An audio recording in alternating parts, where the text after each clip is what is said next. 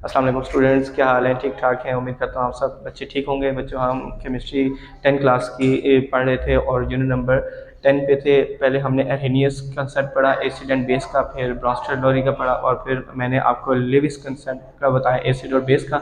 उसके बाद जो है मैं जनरल प्रॉपर्टीज़ आपको पढ़ाने लगा हूँ। जनरल प्रॉपर्टीज़ में आपकी फ़िज़िकल प्रॉपर्टीज़ और केमिकल प्रॉपर्टीज़ आती हैं। तो आज हम केमिकल प्रॉपर्टीज़ पढ़ेंगे कि इसमें क्या होता है। देखिए, यूनिट नंबर 10 हमारे पास है एसिड बेस एंड साल्ट, और टॉपिक जो है हमारे पास है केमिकल प्रॉपर्टीज़ है एसिड की। ठीक हो गया। रिएक्शन विद मेटल्स, नंबर 1 मतलब ये है कि एसिड्स का रिएक्शन किस किस के साथ होता है। केमिकल प्रॉपर्टीज नंबर 1 क्या है? मेटल्स के साथ। नंबर 2 हमारे पास है कार्बोनेट्स और बाइकार्बोनेट्स के साथ इसका रिएक्शन होता है मेटल्स का, और वो रिएक्ट करते हैं। तीसरा जो हमारे पास है रिएक्शन विद बेसिस, बेस के साथ ही रिएक्ट करती हैं एसिड्स। फिर चौथा जो हमारे पास रिएक्शन है सल्फाइड्स एंड बाइसल्फाइड्स के साथ कैसे इसका रिएक्शन होता है, ये मैं आपको बताऊंगा। और चौथा जो है हमारे पास रिएक्शन विद सल्फाइड्स। ठीक हो गया। इसके बारे में मैं आपको बताऊंगा ये कैसे जो है ना एसिड रिएक्ट करता है इनके साथ। तो पहले हमारे पास है जी रिएक्शन विद मेटल्स। मेटल्स हमारे पास फॉर एग्जांपल आपको पता है कि जिंक भी हमारे पास क्या है? मेटल है।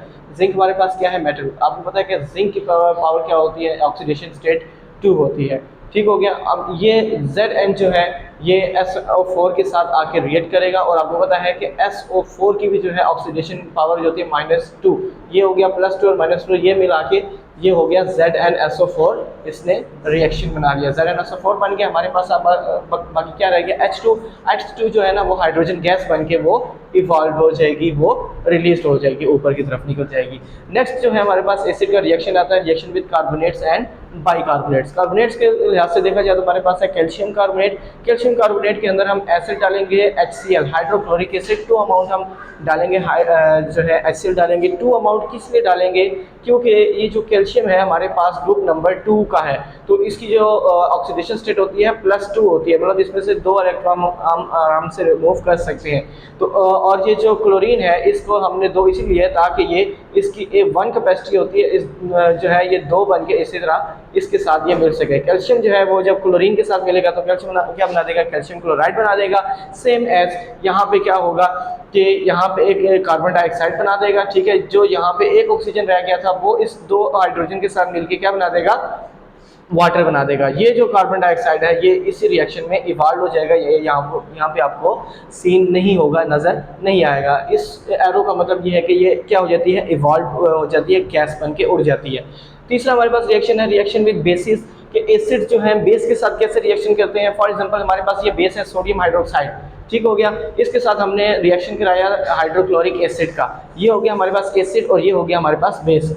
जब ये सोडियम जो है रिएक्ट करेगा क्लोरीन के साथ, सोडियम आपको पता है कि +1 इसका चार्ज होता है वैलेंसी, और क्लोरीन का माइनस होता है। तो ये जो है सोडियम जो है क्लोरीन के साथ रिएक्ट करेगा तो क्या बना देगा?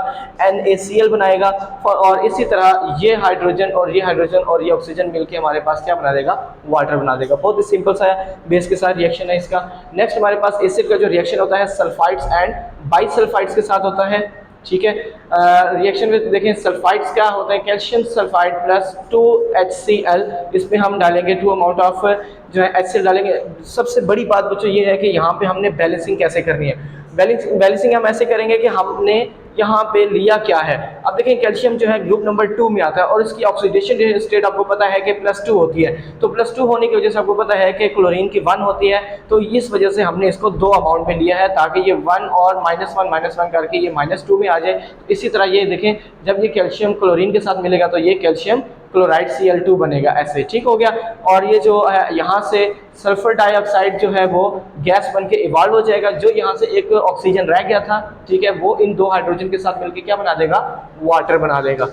क्लियर होगी बात? मैंने अभी आपको ऊपर बाइकार्बोनेट्स और बाइसल्फेट, इसके बाद जो है ना इस रिएक्शन के बाद आपको समझाता हूँ ये कैसे हुआ है। अच्छा, अभी हम चल रहे हैं reaction with sulphides. Sulphide reaction number 5 हमारे पास। आयरन सल्फाइड हमारे पास है। ठीक है, इसको जब हम एसिड में डालेंगे, एसिड हमारे पास क्या है? H2SO4 sulphuric acid. तो ये जो आयरन है ये वाला, ये रिएक्ट करेगा इसके साथ, तो ये क्या बना देगा? आयरन सल्फाइड बना देगा। ठीक हो गया। और यहाँ पे जो H2 है हाइड्रोजन, ये हाइड्रोजन इस सल्फर के साथ मिलके हाइड्रोजन सल्फाइड ये गैस बना के ये इवॉल्व हो जाएगी, जो ये इसका जो अनसीन होती है, आपको नज़र नहीं होती। मतलब ये कि आपका ये मेन रिएक्शन, आपका ये प्रोडक्ट बनेगी। नेक्स्ट हम बच्चों आ जाते हैं रिएक्शन कार्बोनेट। मैंने आपको समझाया था, बाइकार्बोनेट नहीं समझाया था, ठीक है। अब इसका मैं आपको पार्ट 2 कार्बोनेट बाइकार्बोनेट बता रहा हूँ कि ये बाइकार्बोनेट मैंने यहाँ पर रिएक्शन लिखा है। सोडियम बाइकार्बोनेट को जब हम डालेंगे सल्फ्यूरिक एसिड पे, और सोडियम बाइकार्बोनेट क्या है, 2 अमाउंट है। कितने अमाउंट है, 2 अमाउंट हमने डाला है, ठीक है। और ये हमने किस में डाला है, सल्फ्यूरिक एसिड में।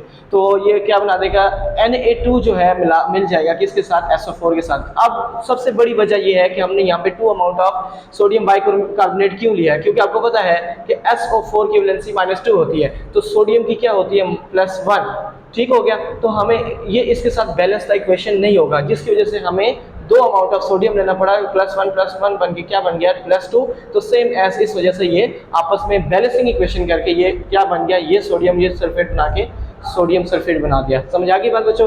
इसी तरह 2 अमाउंट ऑफ कार्बन डाइऑक्साइड इसकी रिलीज होगी, ठीक है, जब आप इसकी बैलेंसिंग इक्वेशन करेंगे। और 2 अमाउंट ऑफ वाटर जो है इसमें इवॉल्व होगा, मतलब ये कि कार्बन डाइऑक्साइड इसमें से इवॉल्व हो जाएगा और 2 अमाउंट ऑफ वाटर आपको मिलेगा। इसी तरह सेम रिएक्शन हम रिएक्शन विद सल्फाइड मैंने आपको बता दिया है।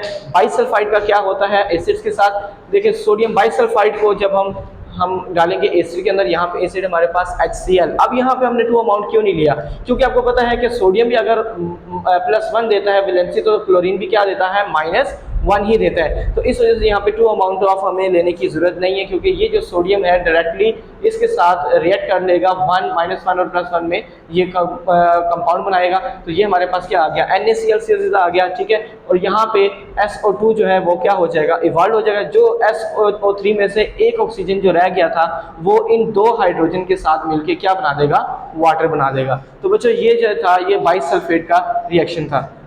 ये यहाँ पर आज हमारा टॉपिक ख़त्म हो गया है। उम्मीद करता हूँ बच्चों आप लोगों को रिएक्शन विद एसिड्स का जो है ना पता होगा कि 5 रिएक्शंस हैं, वो मैंने आपको बता दिया। अगर आपको अभी भी इसमें से कोई क्यूरीज हैं, कोई भी आपको प्रॉब्लम्स हैं, तो मैसेज में मुझे बता सकते हैं। तब तक के लिए मुझे इजाज़त दें और मेरे इस चैनल को सब्सक्राइब भी करें और लाइक भी करें। अल्लाह हाफ़िज़।